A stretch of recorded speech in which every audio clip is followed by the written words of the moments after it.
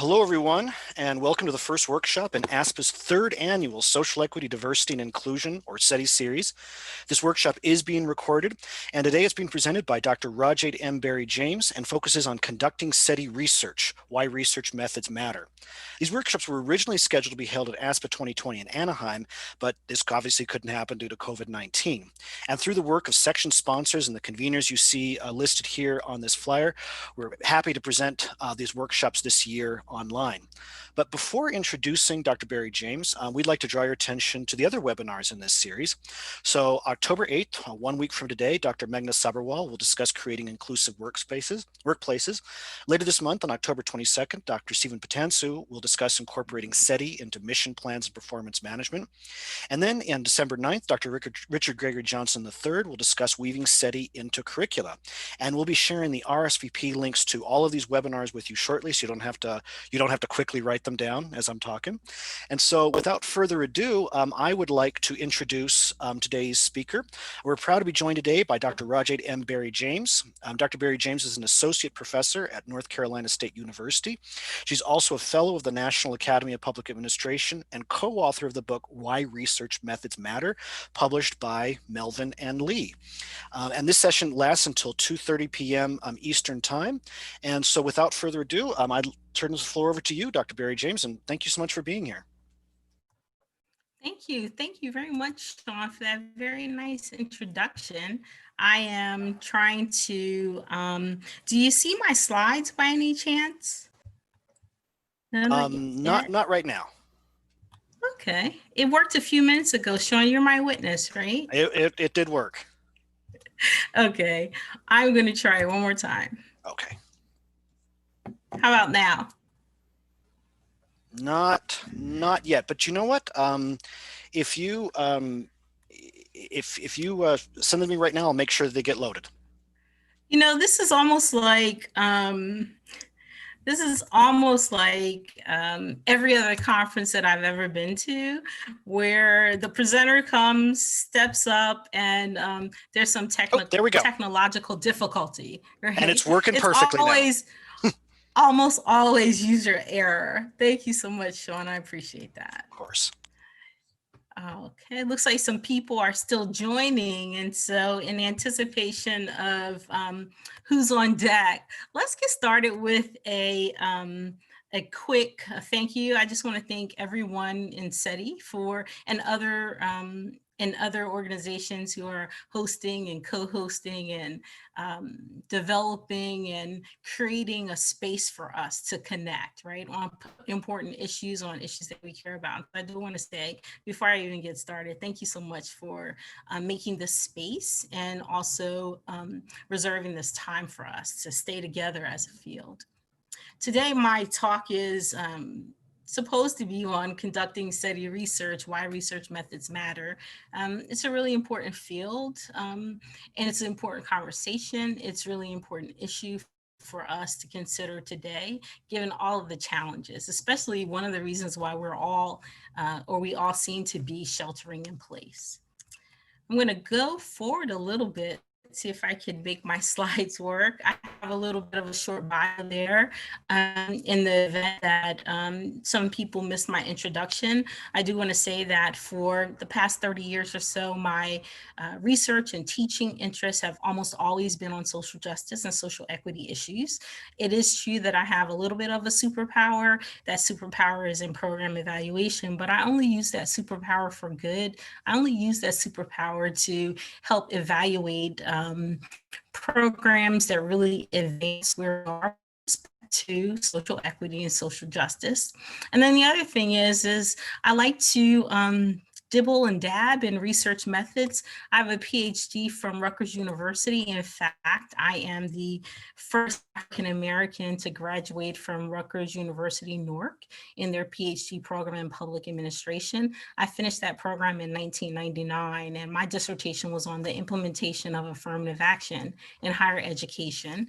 I used a national sample and identified barriers to implementation, factors that contribute to success, and really the demographic profile that makes some affirmative action officers more successful in what they do when compared to others. And so I could talk a little bit about that, but that was so long ago, I almost feel like a totally different person. I will tell you that I'm very honored to be joined by so many social equity scholars in the field. Recently, we co-authored a piece on civil rights, social equity, and Census 2020 that will be published in Public Administration Review as part of a symposium. And then also this summer, we've been so busy really focusing on the main thing and keeping the main thing. With Sean and others in the field, we co-authored a piece called Stepping Up to the Plate, Making Social Equity a Priority in Public Administration's Troubled Times. And that's published in the Journal of Public Affairs and Education, without the typo, by the way. I will say that for at least a decade, I served on ASPA's National Council as the District 2 representative, representing Northeast Ohio in particular and other states surrounding. With NASPA, I've received the Stone Service Award, which means that I like to dedicate both my time and my talent to the organizations that I really care about. I'm a life member of NASPA, and I really enjoy engaging in the work because it's meaningful and it matters in my life and the life of so many people around me. I have previously served as two-time chair of NASPA. NASPA is the accrediting body for the field of public administration, public affairs, public policy, and also nonprofit programs. And so I've served as the chair of the commission for a couple years, and I currently sit on the executive council for NASPA. And all that I do, it's really my pleasure to be a NAPA fellow. This is an opportunity for me to definitely share my time and talent with really addressing some of the ways in which we foster social equity and also address some of the nation's more pressing problems. So I'll keep going from here. So I just want to say again, thank you very much for the invitation to present at this workshop. You know, I know that it's a very busy time, so I also appreciate the time that you all are sharing to have this conversation with me. I think that in a conference environment, we would have all had this conversation in California, and that would have been super cool. But I think that having the conversation and being committed to the cause of equity is more important than any trip to California and Disney, right? Disney, yeah. Okay, so I'm gonna get over that, that I didn't get to go to Disney, and so I'm gonna keep on going and do the work that matters, okay? So right away, before we get started, you know, for the most part, I do nothing but talk to the computer all day and every day, but I certainly would like to talk to people. And I think that this meeting here provides us an opportunity to talk with each other. Right now, just really quickly, I would like you to take a minute and drop your email address into the chat box. In doing so, I will make sure that I share a copy of my PowerPoint slides with you. And also I'll be looking at that chat box to address any questions that you may have as we continue to go on. Sean, is that feature still available in this workshop format? It is, and we are getting a rainfall of email addresses right now. This is fantastic. Awesome. I love that chat away icebreaker. I'm not able to see the chat, but I'll reconfigure my screen at some point to figure out how to make that happen. So it's pretty exciting to connect with so many different people. Let's see here. There's the chat. I got the chat. Thank you so much to everyone for dropping information into the chat. And the other thing too is if you like, I mean, I'm a fan of staying connected. And so I'd be happy to connect with you over LinkedIn and Twitter and Facebook and also Instagram. But don't tell anyone what I post on Instagram. All righty, let me keep going here. So just in terms of how I see you know, our conversation today is really about looking at the face of America. We know that it continues to change. In my social equity class this this semester, I talked with some of our students about how important the census is. Of course, we know that this is a time where you really need to fill your census form out online, fill it out online, complete it online. Make sure you tell your friends and family, because it's very important that we have the type of support that's necessary in our communities, and also make sure that we have the type of representation that we deserve, right? But the census is also a really important measure, if you will. It's the grandest, greatest population survey in the history of time. It's the one time every decade that we count everyone. And from that data, we also use those numbers to make estimations or predictions about how we grow, how we change, and how we need to prioritize our needs.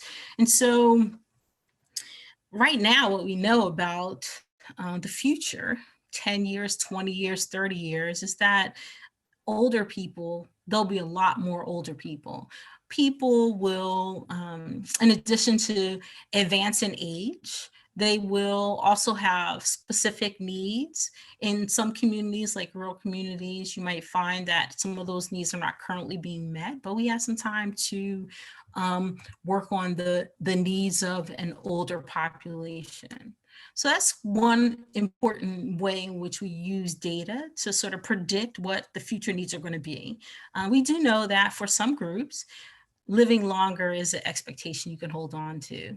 In my own mother's group, maybe they did not live, so a past generation did not live as long as we will live. And my children will likely live longer than I live as well. The one good thing about that is that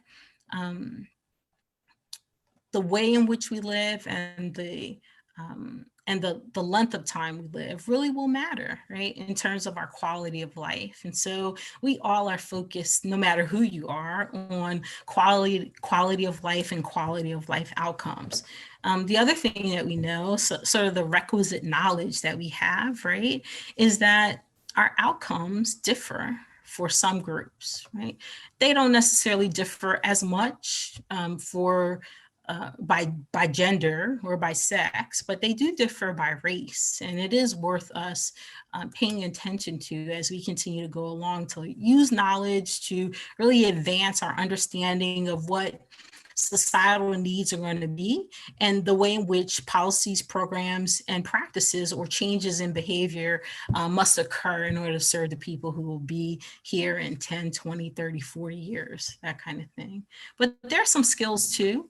Some of the skills that we need to have are one of these kind of skill sets, the ability to talk about race, race and race relations, race as it's related to health outcomes, race as it's related to representative bureaucracy, race. For some reason, and I think you'll know my friend Susan Good in her book about race really emphasizes and underscores how difficult it is for some people to talk about race. And I don't know about you, but in some of the classes and some of the conversations that I have with others, I hear people sort of kind of hesitate when they ask for information by race, hesitate when they are looking to see if outcomes are equal, outcomes are fair, if outcomes are just for students, faculty, staff by race, right?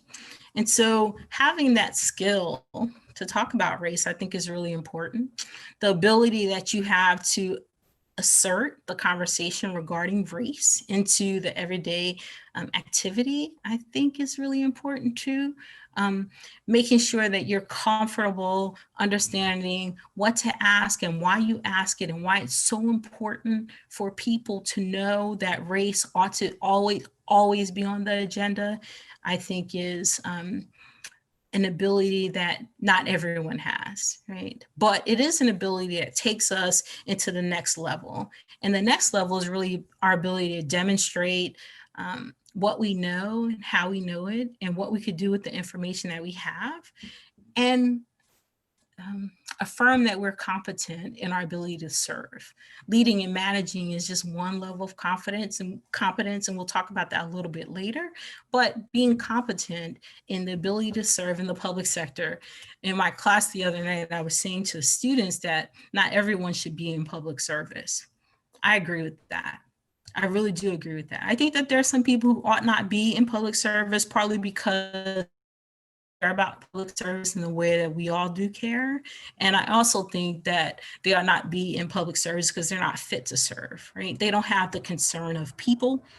They don't have the concern of government. They don't have the concern of outcomes and efficiency standards and effectiveness, whether or not programs are working, or whether or not we could tweak them a little bit to make them more effective. Some people don't have that concern. There are other people who don't have concern for the economy, right? I find that the economy is really taking, it is taking priority over people.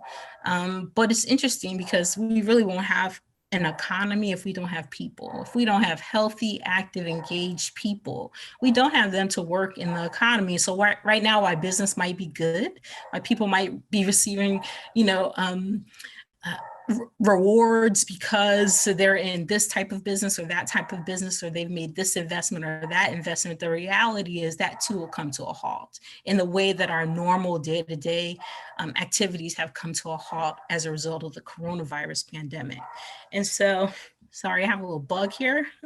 So being aware that efficiency, effectiveness, and economy work together, but also equity is first and foremost in my mind, has always been. I think that Chris Norman Major is one person who reminds me that equity is an important pillar in public administration. It's an important area for us to develop a particular lens, the way in which we see things, the way in which we see our ability to get things done and to do things right. And so what it does is it underscores or supports other important pillars in our field, like efficiency, effectiveness, and the economy. And so I'm reminded of that very often. I'm also reminded of the way in which we move along what's considered a cultural competence continuum. We know that there's enough evidence to suggest, in fact, let's just convince each other, let's just tell the truth, right? So these race-blind policies never work, don't work, and there are a lot of ways in which we can harm people when we use them. But then as we move along to developing competence in terms of things like what we know, our skills, our abilities, our awareness, but then having the right attitude around this whole discussion of making us more effective, efficient, equitable. The truth is that this cultural proficiency journey takes us our entire lifetime. And while I know that I will not get there with you, I promise you that I will continue to work on being equitable. I will continue to work on understanding dimensions of equity. I will continue to work on examining the way in which equity is applied to particular social equity, social outcomes. And then the other thing is I will also look for the work. And the work is really about who is not benefiting from society. I think about you. I won't bring up taxes because I know this week is it's a sensitive area, right? But I do pay a lot in taxes, and I pay a lot in taxes because I too support America, and in supporting America and supporting us that I want to see, I do look at the disparities that exist. And in fact, that's probably the only thing I always look at. The first thing I look at is when someone says to me, well, this is really an effective program. I look at the program to see if it's effective for all people. Or when someone says, this is an awesome school district, right? I look at that awesome school district to see if it's awesome for all kinds of people. And so the truth is that making sure that government works and government works for all of us is a really important value statement And it's also an important professional ethos. It's also an important human human perspective, and it demonstrates your genuine care and concern, not only for you and your family, not only for you, your family, your community, but really for the entire society. And so making sure that who we are as a public um, is inclusive of all people, uh, supports the work of all of us, and helps to uplift the least of us, I think is a really important life strategy for me. So in putting together this workshop, and it's true, we were supposed to have this workshop in in California, and so it does give us a chance to reflect a little bit in these series of workshops that have been arranged, really about the way in which we go about the business of government and ensuring that government works for all. We have a different space we're in right now. We're in a space where evidence matters. In fact, evidence for me has almost always mattered. I started off my journey in higher education as an associate director of institutional research, and evidence absolutely mattered there. And then when I joined the faculty and became a program evaluator, evidence almost always mattered there. And even when I teach, I do some quasi-administrative work here and there, evidence matters. And so it's not just that evidence all of a sudden matters, evidence has almost always mattered, and so has race, right? The fact that we're talking more about evidence now, but we're talking not as much about race, given the current crisis that we're in, really concerns me quite a bit. But moving forward, evidence-based decision-making is and will continue to be an important dimension for us in the public service. And so what we see is that at the government level, the federal agencies have to use evidence to make decisions about what works, what doesn't work, what gets funded, what won't get funded, what new direction to take, or what pathway to consider. And so that's good. Dr. Berry-James, just a quick question for you. Are you advancing the slides? Because they don't appear to be advancing on our end. Not yet. Okay, gotcha. Just want to make sure that nothing's wrong. Thank you so much. Almost there. And so there are 4 different dimensions of the conversation that I'd love to have. The first is framing diversity policies. The second is examining professional programs. The third area is advancing equitable practices. And finally, operationalizing racial equity. So thank you, Sean. I'm advancing now. Let's see. Now it doesn't work. What? It has to work. It's going to work. Here we go. Let's make it work. Okay. Again, sorry about that. I just wanted to make sure there wasn't a technical issue. It happens over all the time on Zoom, right? Yes, it does. On my, and of course, in my particular setup in the suburbs where the internet is not as strong as it is in other spaces, it could often be that my internet is not working. So I apologize for that. It just begs it begs action that what we need in all communities, since this is our new normal, is to make sure that we have strong internet connections in all communities and all places, right? That we get business to invest in the right spaces. And that way we can make sure that we have equitable policies and equitable practices in play, especially as we think about telehealth. We think about education. We think about our own work requirements. Speaking of work, by the way, I wanted to share with you some information about leveraging talent and really zone in on the key behaviors associated with leading and managing. NIH is one of those organizations that I do admire. And so in that particular space, they talk about the kind of talents that each person has to have, in addition to recognizing their ability to embrace the vision and mission of the organization. And that's a lot about what we're talking about today. I mean, look at this laundry list of behaviors, right? So if you want to work at NIH, you have to be able to modify your communication and behavior so that everyone understands, right? You have to be able to treat all people with respect, regardless of their differences. You have to develop a knowledge and understanding of different cultures and backgrounds. That means that you have to seek the information that you need to be successful in the organization. In addition, you have to be able to build collaboratively and mutually beneficial working relationships with people independent of their individual differences. You also must understand how you can communicate, influence, and manage people who are unlike yourself, that you want to make sure that you value this diverse perspective. That's an expectation in order to be successful, in order to leverage talent at any different level. You have to be able to foster an environment of inclusion, things that are sometimes called into question in many of the spaces where we all work and attend school. You have to help others increase their awareness and acceptance of individual difference.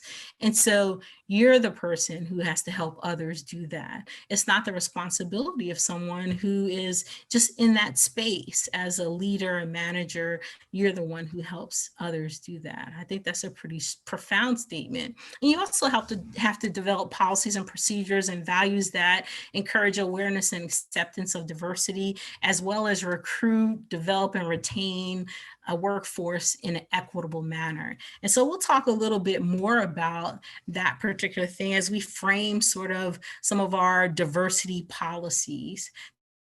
I want to pivot a little bit to help give you an idea of where I'm going. I was going to ask you, if you have a minute, to just drop in the chat right here and right now a book that sits on your table, sits on your bookcase, sits in your workspace, sits on your bed, is near your nightstand, just one book, if you will. I'm going to drop in one of the books that I'm going to look at. I'm looking at my book here. I'm dropping in the top book, not organized or arranged, but I'm going to drop it in for other people so that we could see the kinds of things that we're reading.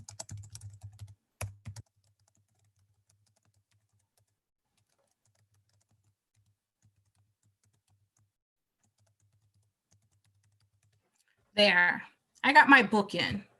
The Souls of Black Folk by W.E.B. Du Bois.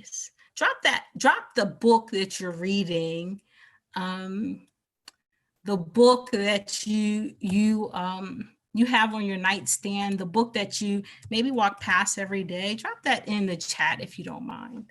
I'm going to talk about, as you're dropping books in the chat, I'm going to talk a little bit about Teaching for Diversity and Social Justice.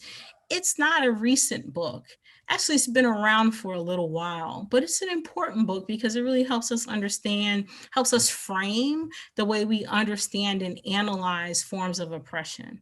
For some of us, we recognize that the difficulty to talk about race, the inability to examine outcomes by race, the resistance to mind the gap with respect to race, and whatever else is going on out there. It is a form of oppression, especially for the people in the racial ethnic groups who are on the bottom of this sort of race hierarchy. And so this book in particular, it's a great book. If you need a book, if you're interested in teaching and talking about race, I would encourage you to pick this book up. It talks about socio and political processes that really have led to dehumanizing groups of people. It talks about multiple forms of oppression and the way in which you could begin to have that conversation either in your classroom or your workplace. It also talks about the consequences of oppressive socialization, where some groups are never in the space where you are, or there's only one or two people in the space where you are. It's a very important conversation because it helps you think more proactively about alternative actions. Right? So what is it, once we understand what these spaces look like, what is it then do we do next, right? Do we, I mean, I'm not sure about you, but I find myself as the only African-American in a space a lot of times. My children also find themselves the only African-American in a lot of, in the space by themselves a lot of times. And what that means is that whether you like it or not, there's some, obligation to bring up race. But sometimes I don't bring up race. I just hold it just 10 seconds. And then if no one else is willing to, I talk about race. I was in a meeting the other day where we were talking about the coronavirus on campus and particular outcomes. You, of course, must know that every campus is talking about the coronavirus and they are looking at their outcomes. They're using surveillance data to identify whether or not there are clusters or outbreaks of the coronavirus on campus. And while I find that information, that evidence, I find it to be to matter, and it aligns nicely with science and facts. The reality is that one of the things that's lacking on many campuses, and I've not seen it this yet, but I hope that we get there, is data by race. We already know from the coronavirus, right? We know that the coronavirus has disproportionately impacted certain racial ethnic groups. We also know that the coronavirus disproportionately impacts or puts people at higher risk who have certain occupations. We know that in some communities, the coronavirus is a hotspot. In fact, what we really know when we look at the entire United States is that the hotspots are moving from the north to the southwest, and it could be some of the latest data that I looked at said that it could be a third wave on the horizon, right? And so the truth is that we know how to look at data to almost predict or estimate what's going to happen next. But one of the things that we haven't really done and pushed really hard and haven't been successful is identifying public health practices that really minimize the coronavirus cases and also deaths by race. And so having this conversation, being willing to bring race and lay it on the table, making it part of the agenda is something that I hope we'll all be able to do after we finish talking today. I see so many people are putting in books. And so this is going to be a great resource. I promise if you've included your email address, I will share these resources with you. I won't selfishly keep them all to myself, but I also promise that I'll go out and read many of those books. I wanted to share with you some data on leveraging race. This is data regarding the population in the United States. As we talked about a little bit before, the population is changing, not changing as much or as quick as we thought it would. And in fact, when we get our census data for 2020, these population estimates that are used in 2019 may change a bit, right? But for the most part, 40% of the United States is of color and 60% is white. And when we look at the population statistics, though, for younger people who are under the age of 18, we see something that's really telling, something that's almost surprising. It was predicted about a decade ago, but we see that Hispanics in particular, Latinx or Hispanic people are more than 26% of the 2019 population of under age 16. And so that data is really interesting to me, in that in another conversation that we had, I think it was just yesterday or could have been the week before that, we were talking about youth who are not in productive categories, which means that our federal government measures productivity in terms of who is in school and who is working. And what we see is that in that group, African Americans are more likely to detach from school or work during the coronavirus. So there's been some measure between February 2020 and June 2020. And what we see is that 1 in 5 1 in 3 African American youth are no longer in school or working. And so that data is pretty concerning. The second group would be that of Hispanics or Latinx. And so that is a very concerning outcome for that particular data, because what we know is that these are large groups of youth who need to be actively engaged, need to be in school or working, and we want them to be productive members of our society. And so we want to demonstrate some care and concern, given that the coronavirus is disproportionately impacting their communities and likely impacting their their age group as well. I'm going to pivot real quickly on professional programs. I just want to chat a little bit about NASPA. For some of you who are new to the NASPA space, NASPA is our accrediting body. They accredit the graduate public service education programs globally. And so while it is true about 80, I was going to say about 80%, but that's not true. So don't quote me. There is a significant number of US based programs. However, there are programs all around the world. And so what we do is we do see some diversity of programs, diversity in terms of language, diversity in terms of continent, diversity in terms of country, diversity in terms of perspective. And so we see different dimensions of diversity being discussed as we join the NASPO platform. Our standards, though, the standards of quality, the markers for diversity really align nicely with the expectation for industry, government, and business. And so at NASPA, one of the standards, we only have 7 standards. One of the standards is really that of faculty diversity, where programs demonstrate how they promote equity, diversity, and a climate of inclusion through specific practices like recruitment, retention, and support of faculty. And then the other thing that programs who are considering accreditation also do is they talk about the way in which they promote student diversity and a climate of inclusiveness through recruitment and admission, retention, as well as student support services. And a talk that we were given with the Conference of Minorities in Public Administration, we were talking about the needs for student support services during the coronavirus. In fact, so many students want a traditional college experience. And so through alumni pressure and pressure from parents, institutions of higher education opened the doors. And what we quickly saw was that although we had community standards for keeping everyone safe at many campuses, the number of students who contracted the coronavirus were due to the violations of community standards or violations of assurances: no parties, wear your mask, maintain a six feet distance, wash your hands periodically, stay safe, right?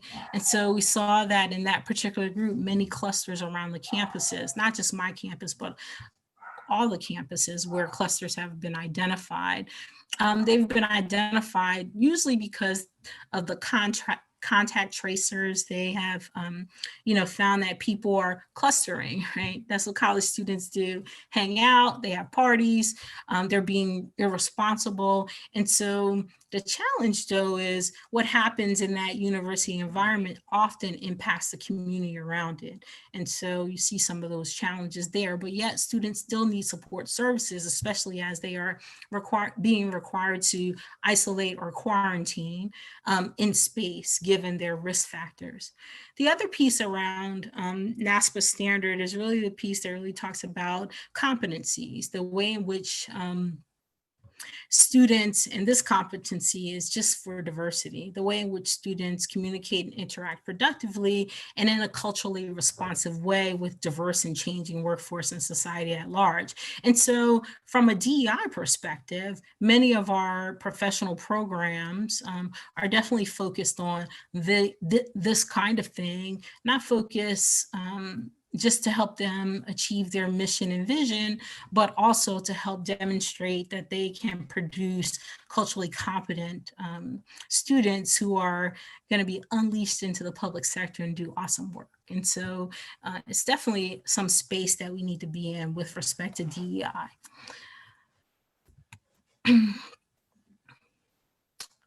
I I have the slide here, but I'll share it with you later. It really just talks about some ways in which you can measure strategic performance.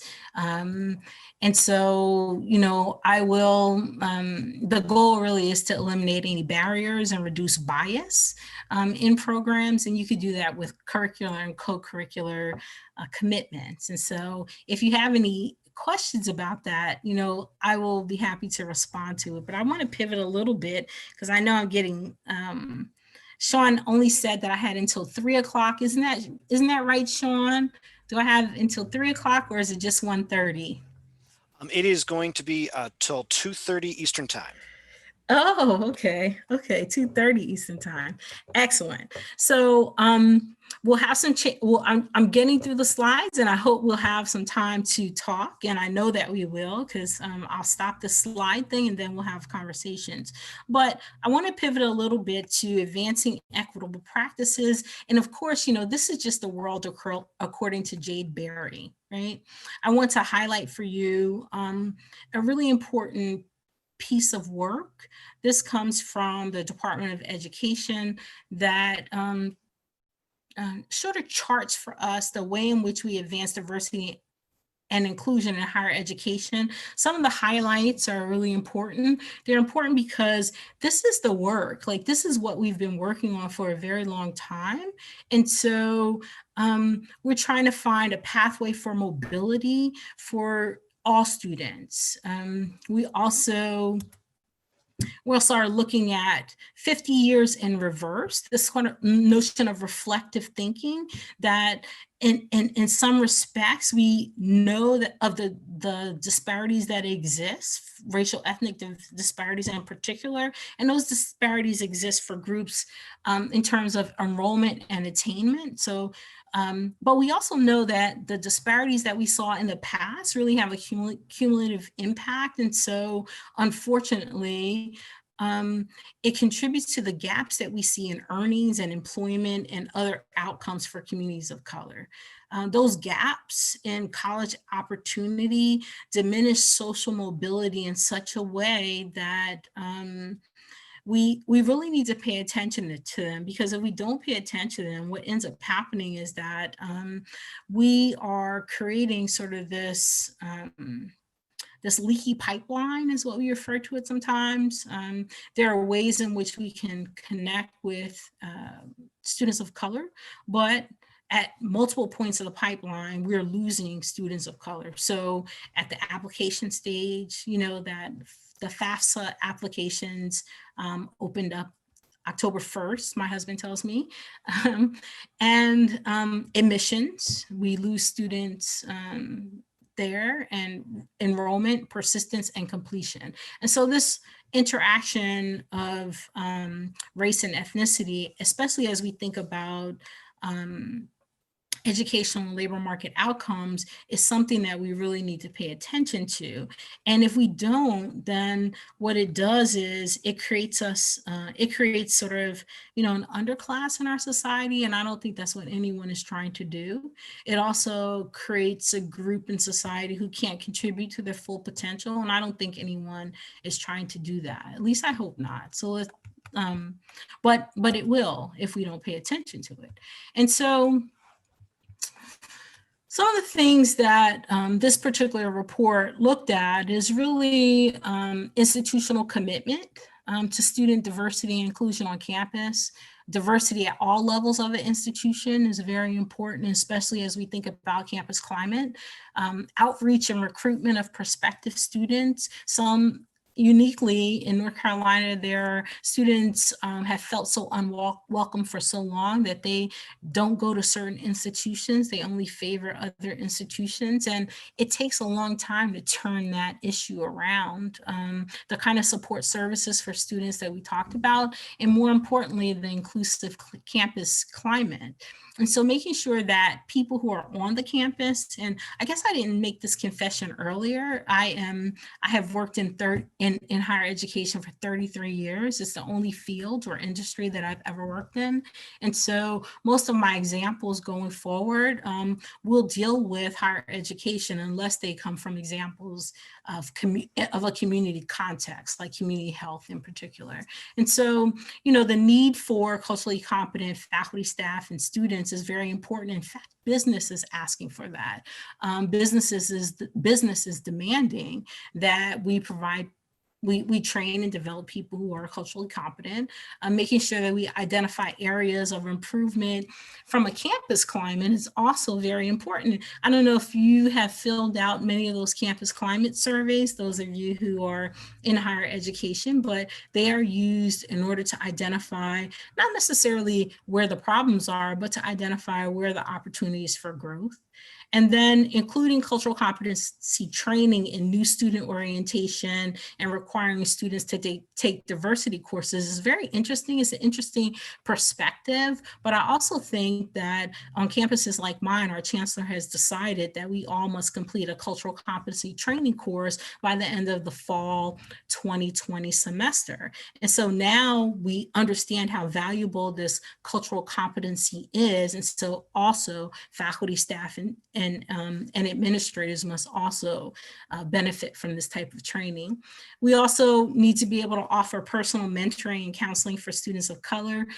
Sometimes students of color come into campuses with experiences that we don't understand. And it's really important for us to have a diverse group of faculty, staff and administrators to help them so that we're able to understand what some of their concerns are. Being visible and accessible as an institutional leader is another best practice or equitable practice that's being cited in this report, involving students in decision-making process, especially as it attributes to campus climate, is another important best practice strategy. And then providing financial support to narrow the gap or close the gap so that students can continue to receive their education is really important as well. Okay, I'm going to advance to the next slide. So I just want to share a little bit about some of the work that I was committed to very early on in my career, work that really is included in sort of seminal works or seminal pieces. And so this text here, this edited volume by Mitchell Rice, I was grateful that I got a chance to know him over my career. He is still teaching and practicing, and I think it's awesome that he has so many contributions that he made and continues to make in our field, especially as they address diversity in public administration, particular theories, issues, and perspectives. This particular chapter on managing diversity, moving beyond organizational conflict, acknowledges that once we bring different groups of people together, that there might be some conflict. And I don't mean conflict in the way where you have to tell your people to stand by and stand down. I'm not talking about that type of conflict. I mean the conflict that people have where they might identify strategic areas and the priorities. Some people think it's more important over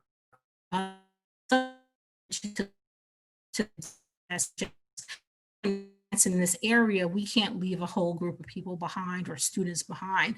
And so this piece, in fact, talks about the benefits, the significant benefits that we've seen through practices like federal policies like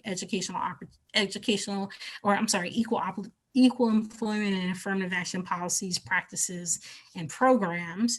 But then it also talks about the way in which we've been acting affirmatively. And I think that the focus, the DEO focus is an affirmative way, right? To say that one, we acknowledge that gaps exist, and two, that in acknowledging that gaps exist, we stand ready to do something about it, right? That we are interested in narrowing gaps and paying attention to the way in which our policies are applied to all groups, and the way in which our programs are implemented, the way in which practices work in one way, in one group and not in another group, and then looking for breakthrough approaches so that we can encourage an educational pathway and a professional pathway for all groups so that we can enhance social mobility.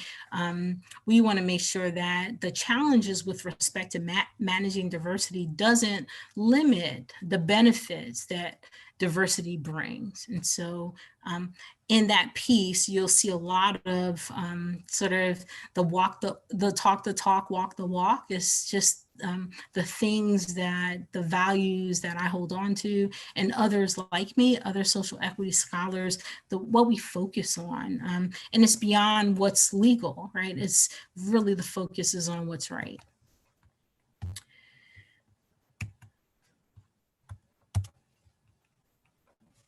In the next seminal piece is with cultural competency for public administrators. This is an edited volume by Kristen Norman Major and Susan Gooden.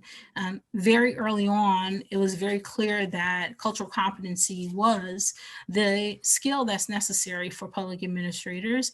And in this particular book, I use this book every year, we talk about standards, practices, and measures that are used to affirm the way in which we train and develop others to serve the field. And so in my particular piece, is a focus on healthcare.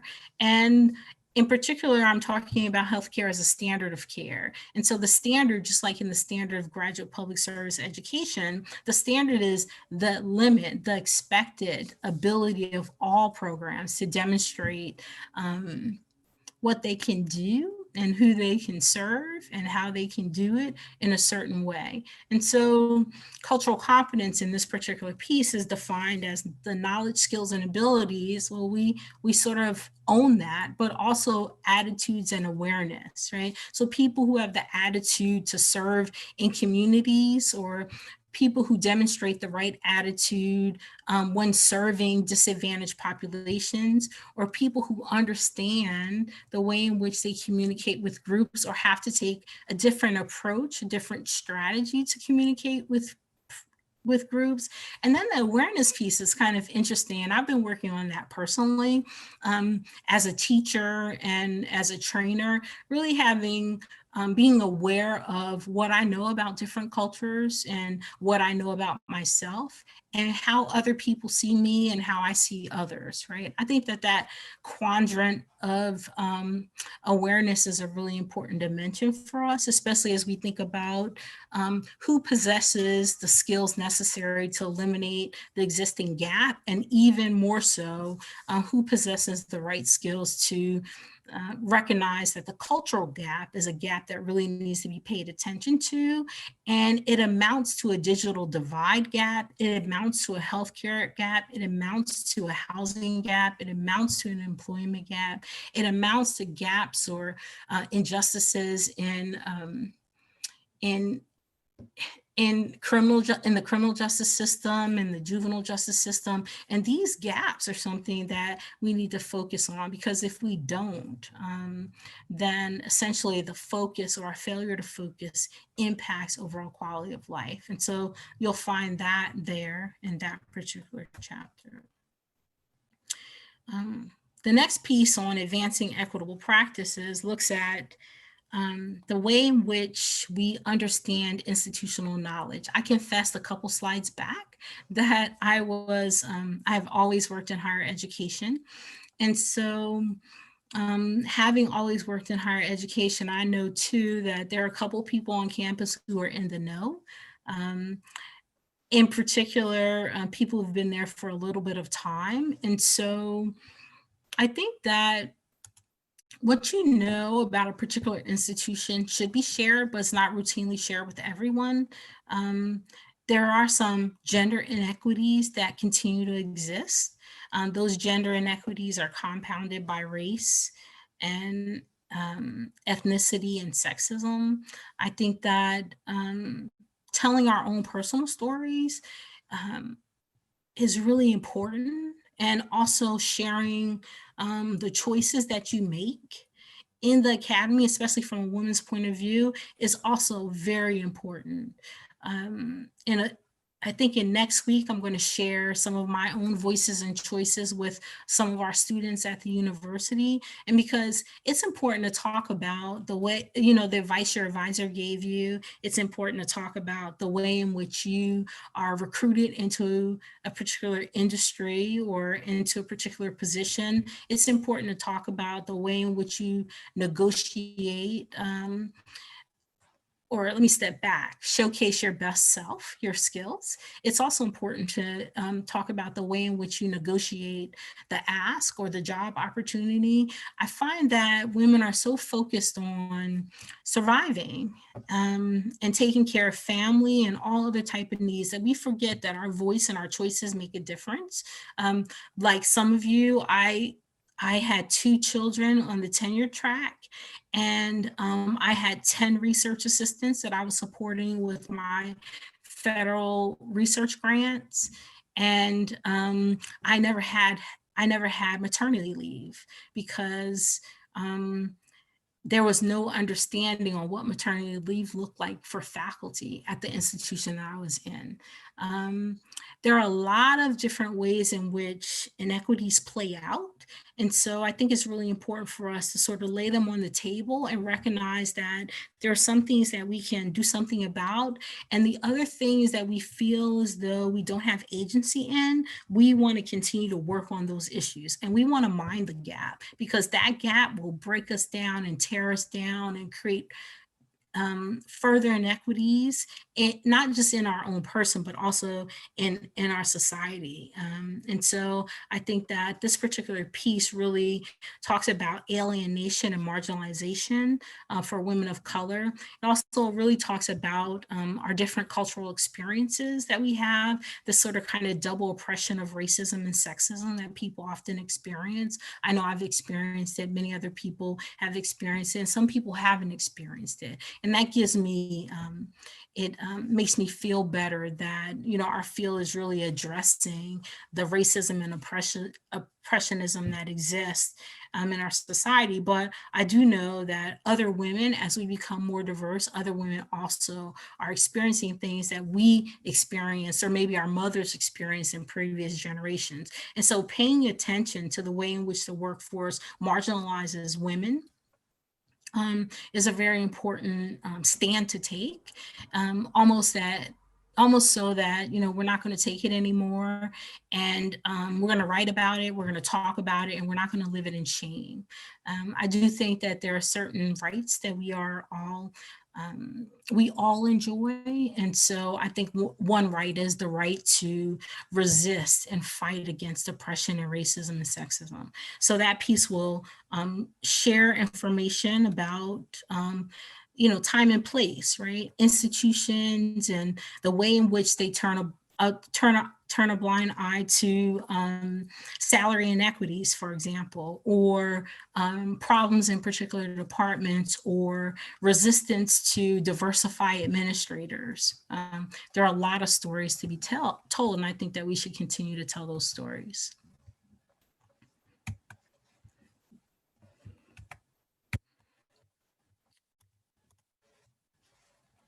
So I'm almost getting to the end here as I rush, so I could talk with you about just different dimensions. But one other way to pivot is really to think about how we measure or operationalize race equity. I will tell you that one of my a space where I feel safest doing so is really in the classroom, where I can create new classes and think about what students need and really figure out how to be innovative to develop new programs, new courses, new opportunities for students. And so this picture doesn't do what we really do, but I have a diverse lab that I created at NC State, and my diverse lab is virtual in nature. It includes simulations to help graduate students showcase some of the knowledge, skills, abilities awareness and attitudes through a variety of different exercises.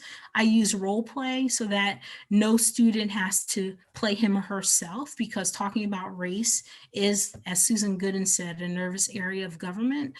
People don't have enough practice talking about race. They don't have enough practice talking about race relations. They don't have enough practice talking about racial outcomes. They don't have enough practice learning how to dismantle and break down racial barriers. And so I try and give students in my classes an opportunity to do that without putting them on the spot by using role play.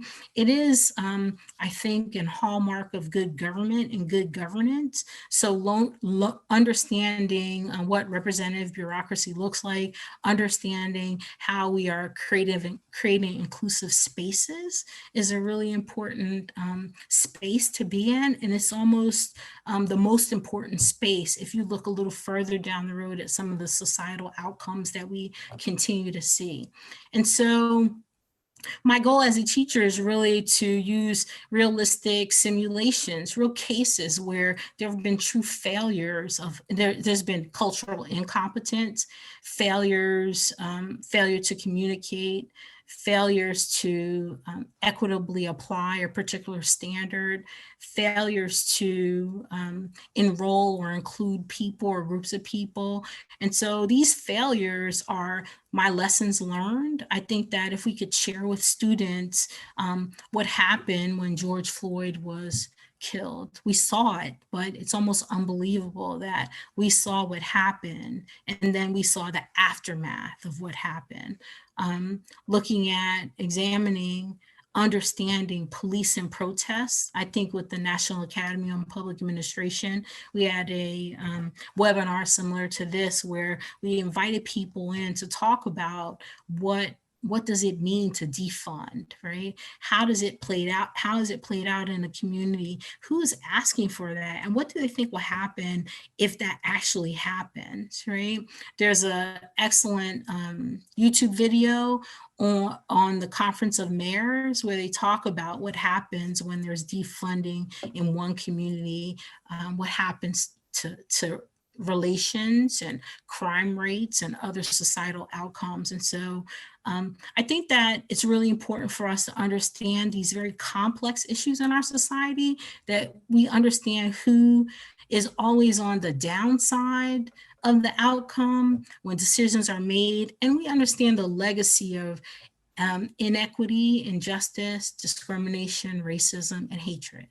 And so in this diverse lab class, I definitely make sure that students have an opportunity to recognize that the consumer is in fact the citizen, that there's always a supervisor of any situation. There might be a public servant who's just doing her job. There are community leaders who help or hurt, right? They can be agitators or not. But then that there's news media who also gets the word out. And so the way in which these people come together in any critical incident is a really important a really important strategy for us to examine these situations and try to figure out ways in which we can create solutions that won't bring us back to where we are. And so that particular class does that. Dr. Barry James, we did just before we go on, we did have one question. First, is Diverse Lab available as a resource online? And also, and we can always send this later. Also, is there a link for the mayor's conference video? I just wanted you to be aware of those questions. So I do have the link for the mayor's conference video. I don't have it right this second, but I could email it to you. I see that some friends have asked for that, and I have the email address, so I'll go ahead and I'll send that at the end of our workshop today. And Diverse Lab isn't available as a resource online, but maybe it should be. And so I will definitely share Diverse Lab in a way that you might be able to replicate it. And yeah, maybe I should think about making it an online resource, because I think that I've made some presentations around the country. Um, and so I would love to share it with you, because yes, I would love to share it with you. Okay, excellent. I promise that if you drop it in Diverse Lab, that's all you have to say. I will share with you Diverse Lab. I have sort of a write-up and a PowerPoint presentation, and you might be able to get folks on your campus to help make it a little bit more flashy than I had it on my campus. So I would love to do that. Thank you so much. That's really an honor. So in terms of Diverse Lab, I also try and resolve conflicts. And so I use two processes, right? Because for racial equity, I think the way in which we measure it is we look at the decision-making process and the learning process. And so for decision-making, and I use this, you'll see it in every class that I teach. I say that a decision is really easy to make. You analyze the problem, you generate the strategies, you make a decision, you plan for implementation, and you reflect on the outcome in measurement. And then from a learning perspective, I try and do all these things in one class. And it's not good for the students, but I'm learning to scale it back a little bit. So collaborative learning is a really important feature for public service. And so I try to always stress collaborative learning in my classes. I also stress either individual or group reflection, because I too am always learning. I finished a certificate in reflective teaching. It took me 2 years to finish that little certificate. It was so valuable, and I try and practice what I preach. So looking at where I started, what I've done, and the way in which I can maybe tweak for the next time around. Reflection takes me there. I encourage students to use individual takeaways as an assignment. Some folks at Harvard taught me that. Those individual takeaways are short and sweet, but they're 5 things that you can share with others. And so it's a sharing exercise. And then, because I believe that we have an obligation to serve, and I also serve all the time. I make my students do a service learning project. Very often they are working with nonprofit study groups, nonprofit organizations in the community. They write cultural competence plans. They do diversity assessments. We worked on the homeless, with people who are experiencing homeless for many, many years, just measuring it, doing point in time counts, cleaning data, inputting surveys. And so this nature of a service learning project, if I had all the money in the world, I'd make everyone do a service learning project and pay them for it, of course, right? And so I just think that those are the key concepts that I use to operationalize the way in which we measure, but really understand up close and personal racial equity. And so that's how that's what I do in my Diverse Lab class. Let's see here. And I will say that the Diverse Lab was part of a few other activities that I did around that time that won me won our university the Diversity Award from NASPA. And so it's a real honor when people acknowledge other work that you do. And so I do want to talk a little bit about examining trust. I've been looking at this issue of trust for a really long time. I started first regarding trust. Examining trust, particularly in the African American community. I talked with a group of students at Rutgers the other day, and they said, do I have any worries that I only spoke with Black people when I'm talking about their cultural attitudes or cultural perceptions regarding genetically modified foods? And I'll tell you, I don't. I don't have have any reservations. There are no limitations in talking with African Americans about a problem that is impacting them. In many of the studies on cultural perceptions regarding genetically modified foods, African Americans have opinions. However, they're not included in those studies. And so when you look at some of the generalizable studies where there's been a nationwide sample, African Americans are not included. And so as we think about the way in which FDA and government and industry are working together to use biotechnology to either grow more food or grow food or crops that are resistant to pests, that kind of thing. The truth is that there are people from a cultural perspective who have things to say about that issue. And so, it's really exciting nowadays, but it wasn't the case when I was in school. Nowadays, you can email the government and tell them what you think before they finalize a policy or create law. Um, you could email and talk about how a particular proposed policy is going to impact your community. You could email and talk about the way in which you support a particular proposed policy or program, right? You could do all that now. So citizen engagement is really important, but sometimes even though we have opened up this world of citizen engagement, and that's our understanding that citizens are in fact engaged in the business of government, the truth is that some citizens never make it to the table. They never get invited. And so this particular research looking at trust was on the invitation of trying to identify the way in which citizens and scientists can come together. They're not necessarily polarized all the time. However, it is true that it's very often the way in which scientists engage with citizens don't include particular engagement activities that African Americans are engaged that know about or understand or see themselves in it. And so this particular study, I'll just share with you the finding. The most important finding is that it is true that there is historical government distrust and mistrust in the African American community.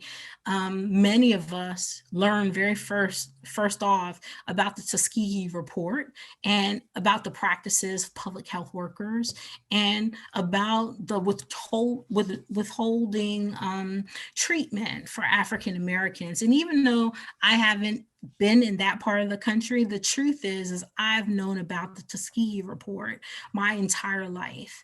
And so from a little kid, maybe about 5 or so. And so I wonder sometimes what happens in communities, especially communities that are underrepresented, that communities that exist on the margin, right? But not really. We really in part of the center. And so I wonder, how can I bring in communities together so that this group of people talk with this group of people, right? The way in which a cultural broker would normally do. And so in this particular study, I asked 2 key questions. The first question was, who would you trust to tell you the truth about the risk and benefits of genetically modified foods? And so people in the community, I spoke with about almost 70 people, African Americans. I recruited them through the church. I used a focus group to get them to sit down and talk with me for an hour and a half. And I had small focus groups, about 7, 8, max 10 people, 7 different churches all around the Raleigh, North Carolina community. And so when I asked them those questions, they told me the things that I thought my hypothesis was, I pretty much know who people are going to say. So they said, I trust my pastor, I trust my doctor, I trust the supermarket, I trust the farmer. I trust my family, I trust my friends to tell me the truth. And so I thought that was really confirming, right? Confirming my hypothesis. And then when I asked them, of the people that they named, who was the person that they trusted the most? That's where I really learned something new, something that I would consider news you could use. I learned that of all the people that African Americans in this part of the community where I was conducting the focus group, they trust the researcher the most, right? And the researcher was something I had not anticipated. And so I asked them and pushed them, many of them in all the focus groups, about why would they say they trusted the researcher and who was it that they were referring to? And so their pushback to me was, we trust researchers. We trust researchers because we see them as independent. They're not getting paid to do this research. They're not getting paid to tweak the findings. And so we trust them, especially when they represent our community. When they look like us, when they know us, and when they're about us, we trust them to come and bring scientific evidence and facts to us. And I thought that was a very, very, very, very important scientific outcome from my point of view, especially because we need to examine the dimensions of trust in our country. Right now, I think that the Pew Research study shows that trust is at an all-time low, especially trust for government. And we need to do something about that. And I think in our field, we can certainly do something about that by using research and research approaches to do that. So I just want to, I'm going to fly through because I'm almost out of time, and I want to make sure that we have a conversation about some things that I haven't said and questions that you have. And so I do want to say that the coronavirus is pretty difficult. There's no effective treatment that we've heard of. There's no vaccine. A lot of people are at risk, but there are some things that we know, and we know that from medical scientists. And so scientists who are in the American Academy of Pediatrics and Children's Hospital Association reported that many children have tested positive for COVID. Of those children who've tested positive for COVID, the truth is while they may not get seriously ill, they will, some of them have, and in some circumstance, they develop the multi-system inflammatory syndrome in children. They call it MIS, like miscellaneous, right? And this disease is really horrific. And so through a certain time period from March to July, we know that young people are getting sick, and we didn't anticipate that initially, right? And so now what we know is that 40% of the young people who were diagnosed with this illness that we don't really understand are Hispanic, Latinx, 33% are Black, 13% are white. It results in death. It results in ICU admissions, but it also has a lingering impact on the health system of these children. And so knowing that, I will point out that we found this information out in July, and then we pivoted to opening schools in August. At least here in the South, we opened schools in August. And I wonder, sometimes I wonder who's at the table when these decisions are being made, and how can we as community push back on these kinds of decisions? And don't people understand the risk factors associated with going back to school during a pandemic? But then I also know that there are other groups, there are other issues to consider, that children are disproportionately impacted, like suicide rates are higher, and food insecurity is higher, and the knowledge loss because kids are not in school cannot be picked up very easily. It'll take us it might take an entire generation for us to bounce back from the coronavirus, right? And so just knowing why gaps exist, and knowing what we can and cannot do about them, and the risks associated, the low risk, intermediate, or high risk associated with policy decisions, I think is a really important perspective for us, and we should consider that. But I also think that for some groups of people, for children who depend on us to mind the gap, examine the gap, make better policy decisions, and figure out something else, I think that they depend on us, and we should work on that. Let's see. I have a bunch of slides here. I'll just end on this slide, I think. This is the book that Susan Gooden and I have written. It's called Why Research Methods Matter: Essential Skills in Decision Making. We wrote this book for not only people who teach research methods or students who take research methods, but we also wrote this book for students of life who use research methods, for practitioners who want to identify ways in which you could use a research approach, whatever the problem you have.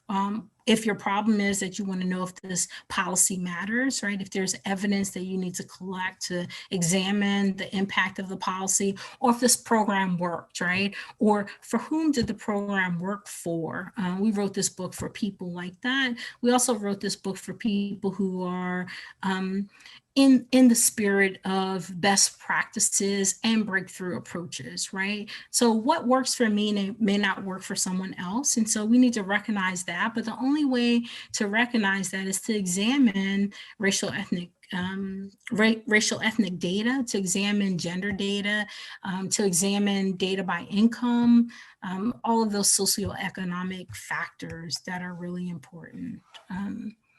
So I'm gonna we're just gonna, I stopped there because that was a natural pivot. I could just say, like, I have probably like 20 more slides left, but in terms of a case study, that was gonna be the pivot, the final pivot, which is really how we frame, examine, advance, and operationalize gender equity was gonna be my case study. But then I first wanted to talk about race, right? And so, you know, on my campus, it brings me great joy when administrators realize that we have gender equity for as many men and women. We have about a balance there. There are other areas that we need to work on, especially areas, equitable areas or equitable practices or an equitable campus for LGBTQ community. But then, you know, we know that last night in my social equity class, we talked about the intersection of race and gender, and we know how important it is to really focus on intersectionality, because we lose people in any group that way when we don't focus on it. So I had a few slides of data outcomes, that kind of thing, but I want to stop there. So Sean, I'm just going to stop sharing and then see all the beautiful people, which is really nice. I see beautiful faces and such. I know that there were a few questions, so I would love to answer some questions or continue the conversation based on some of the questions that people have. So I'm kind of scrolling through. And actually, we did receive one. Several people wrote with a private message and also by email, asked some version of this question. If you'd like to go ahead and I'm gonna go ahead and put it in the chat again. So thank you to those who have sent the messages about this. Number one question we got asked: how do we design methods classes to ensure that DEI is incorporated into empirical work? We had about the 6 versions of that question, so people really want to know. Yeah. I want to throw the question back out there to everyone. I know that's not fair to do, but I think that's a really important question. I had let's see, what do I say? I love that. I love that many people ask that question. I think the right answer to that question only comes from some students that I talked to a little bit, that I talked to, some doctoral students. They were saying, well, how could you include just African Americans in the study? And I said, well, in doing so, I recognize that they're not included in research, right? So right now in our country, we are faced with the most challenging problem of our generation, right? And so we know that there are dramatic racial and ethnic disparities that exist. We look at morbidity and mortality rates. On the call yesterday, we talked about infant mortality rates. In fact, if you look at the American Bar Association, I believe it was, they put a report out recently that talked about the racial ethnic disparities in healthcare. They cited that no matter what you look at, independent of race, independent of income, where you live, the hospital you go to, whether or not you get this type of care, that type of care. The reality is that Black women are dying during childbirth, and children are dying disproportionately so. Black children and Black women are dying. We had that conversation.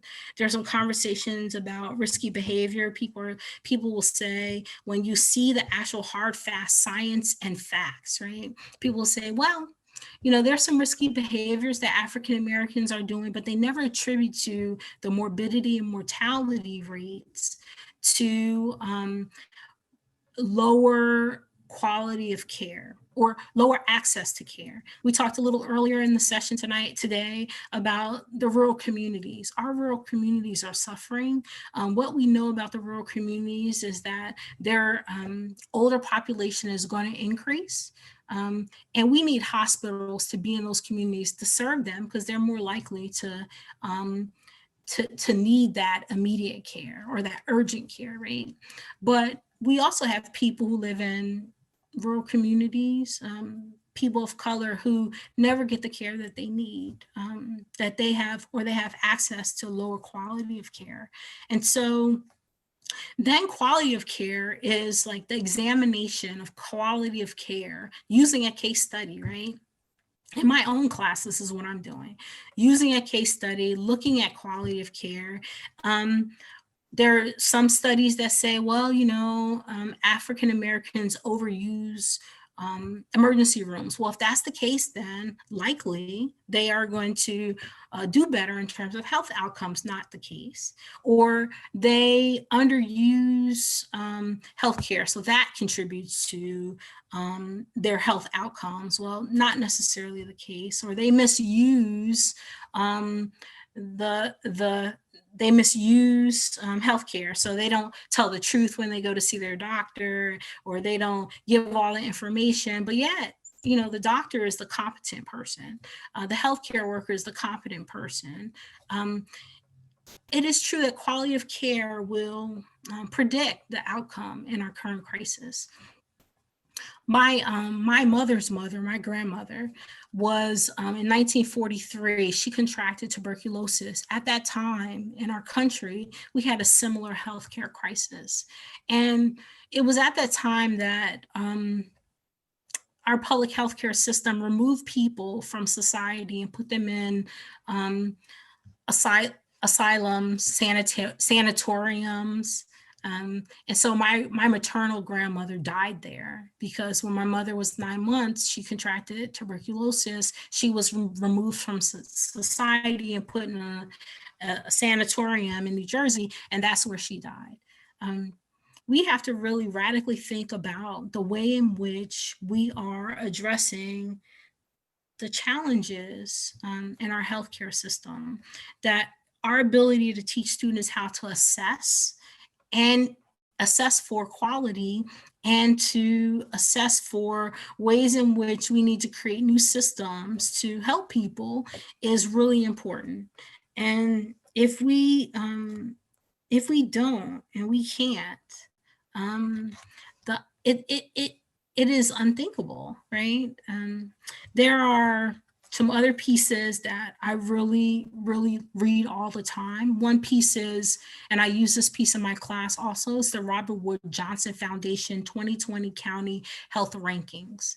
And in that particular piece, it advocates for that evidence matters, right? It advocates for the way in which we summarize evidence to create new policies, new programs, and bring about systemic change. It identifies the fact that for health factors, usually we can sort of identify the health factors in communities at the county level, but of all the factors, socioeconomic factors are the factors that predict outcomes. And so what we know in our society is that some of the challenge.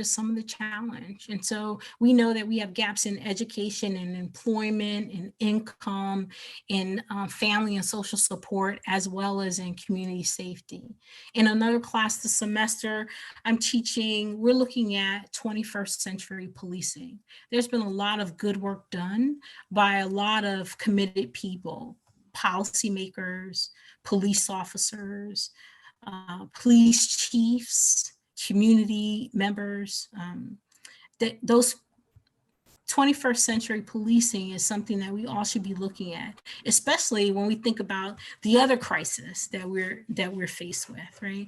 This issue around racism and the way in which it plays out in our community is pretty sad. And so creating classes that really mimic real life critical issues and challenges, I think, is a really important strategy. That's the strategy I'm using. Fantastic. So we have about 3 minutes left to our event. So I think we have time for one more question. This was another one that we received on a private message. And it's what advice do you have for those wanting to conduct social equity research? Oh, I love that. My advice is consistent. Examine the gaps, right?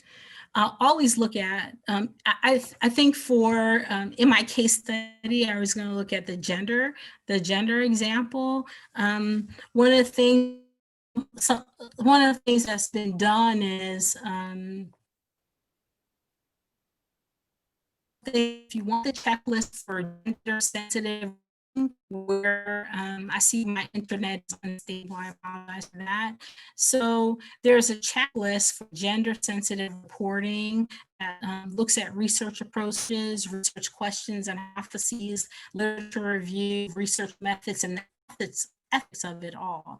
But this approach also holds publishers, the publishers who are research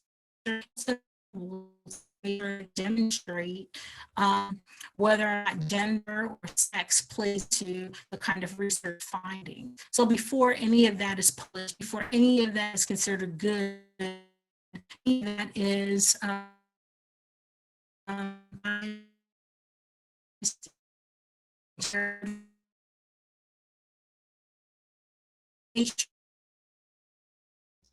Okay, it looks like Dr. Barry James is having some technical issues, but so that was actually our time. I'll connect with Dr. Barry James just a little bit. We'd like to thank everyone for coming. We're going to be sharing this email list with Dr. Barry James. Of course, she can be following up with any requests for materials or case studies, advice, the PowerPoint. We'd just like to remind everyone that we do have 3 more webinars in the series. So 1 week from today, Dr. Meghna Sabharwal will be talking about creating inclusive workspaces. So there's the RSVP link right there. We will have part 3, which will be later this month. Dr. Stephen Betanzo will be talking about incorporating setting into mission plans. And then also in December 9th, we are going to be having Dr. Richard Gregory Johnson on weaving SETI into curricula. So I believe that Dr. Barry James might be back with us. I think the internet's still frozen. Dr. Barry James? You're still on mute. There we go. I need that t-shirt. You're on mute. Please save the chat.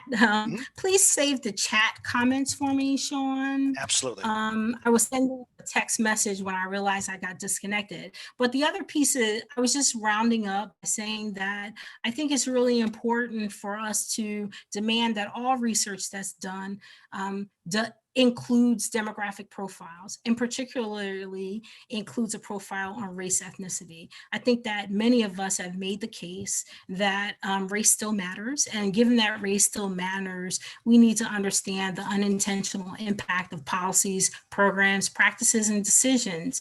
We know that people of color continue to face some of the greatest disparities for success and opportunity in education, employment, housing, health, and matters of justice. And to dismantle injustice, it's up to us to use data surveillance and analysis to include demographic profiles, which help the public examine.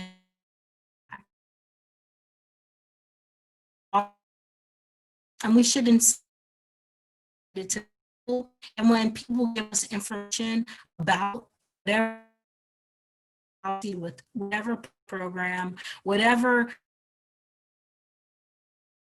how does it impact racial ethnic groups in our society? And I think that's the way to do it. Thank you, Dr. Barry James. That was fabulous. We're getting some great comments about how fabulous it was. We have saved the chat. We will share it with you. We'll interface a little bit later. So again, I'd just like to thank you again, Dr. Barry James. Thanks to our wonderful audience and the questions we've had. We'll be following up, and we hope to see you 1 week from today for Dr. Meghna Sabharwal and creating inclusive workspaces. So thank you, everyone. Thank you, everyone. Take care.